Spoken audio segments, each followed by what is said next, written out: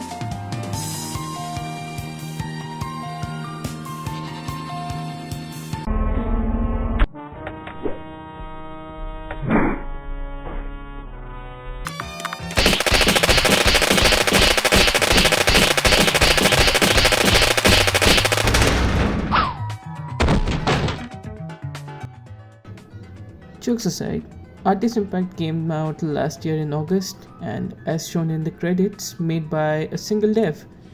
And I bought it day one because, there's this moment in the trailer that had me on board. I was in, didn't care if it was buggy. And obviously, I had a very bug free experience and also experienced the moment the trailer promised.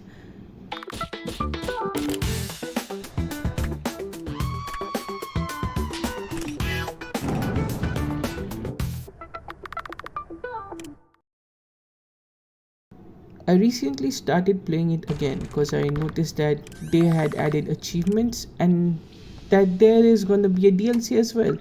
So I had to try a 100% run. The games I love, I 100% them.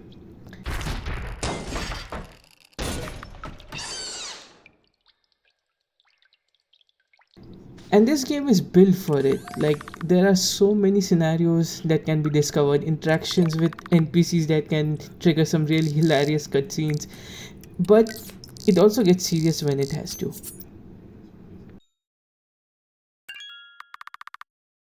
The game is set in a world decimated by a war between man and machine. What remains are the remnants of both. The main character Akane is followed by a so-called learning AI, who she has named Bot,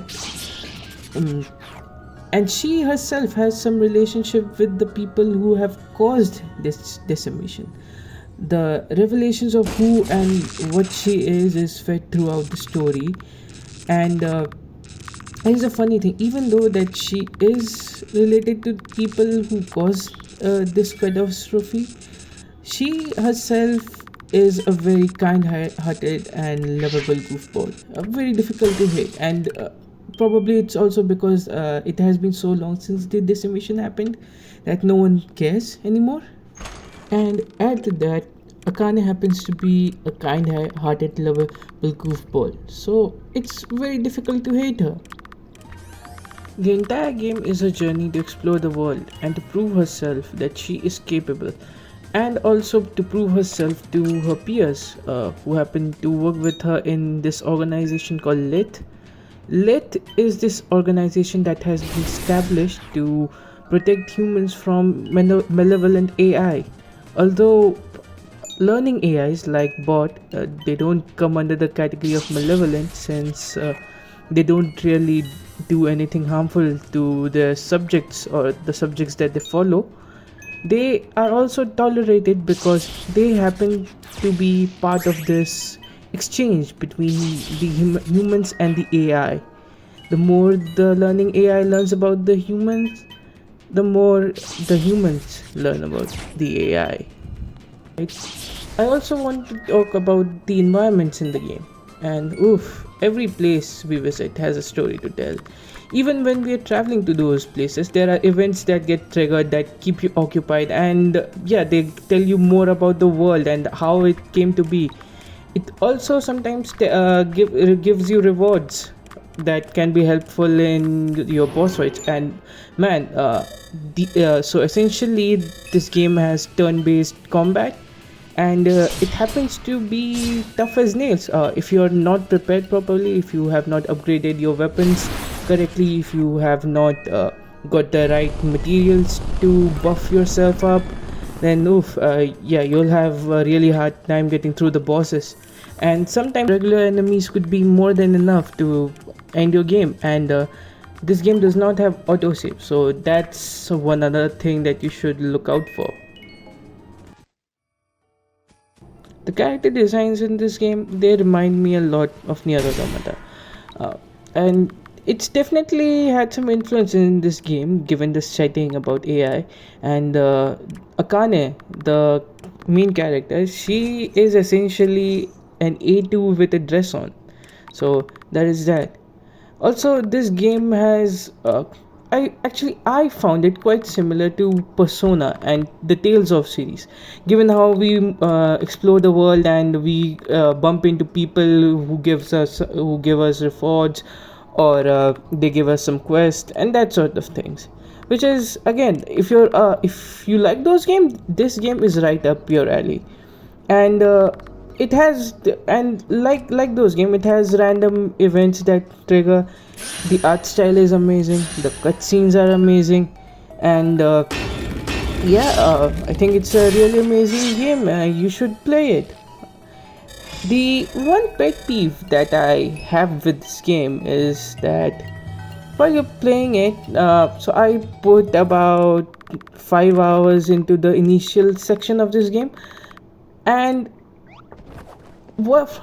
after what I thought was essentially the final boss of the game, or supposedly to be the, at least not, if not final, then at least semi-final, or the penultimate boss of the game, I thought like, this is it, the game is coming to an end. And that's when they flash me with the freaking title of the game. So after you beat what feels like the ultimate boss of the game, you have about like 5 to 6 more hours of gameplay, and that's given if if you're able to defeat a certain character. I defeated her, and that gave me an additional environment to explore, so that may have buffed up my initial runtime. So there is that. But apart from that, I think it's a good game to buy on Friday and then play it through the weekend. Or yeah, you can just now, given again, it took me about a week to get to where I am again, mostly because, again, like I said in my previous video, I only play for about an hour. So yeah, if you're trying to balance your gaming with your other things in life, yeah, I think it could easily take a week or two to, in order to, let's say, if you're trying to 100% the game like me, yeah, it's quite an engaging game. It will keep you engaged for quite some time. And yeah, that's it. Thanks for listening to me, and yeah. And for the next video, I think I want to do Resident Evil Requiem, but since everyone is everyone is already posting about it, I'll just post some let's play videos for it. And yeah, I have another indie game after that, and yeah, I'll cover that. I think it's called Ever After. And yeah, after that, I think I'll wait for James Bond. Yeah, I'm quite looking forward for that. I'm really excited about the new James Bond game that's coming out. So yeah, see you.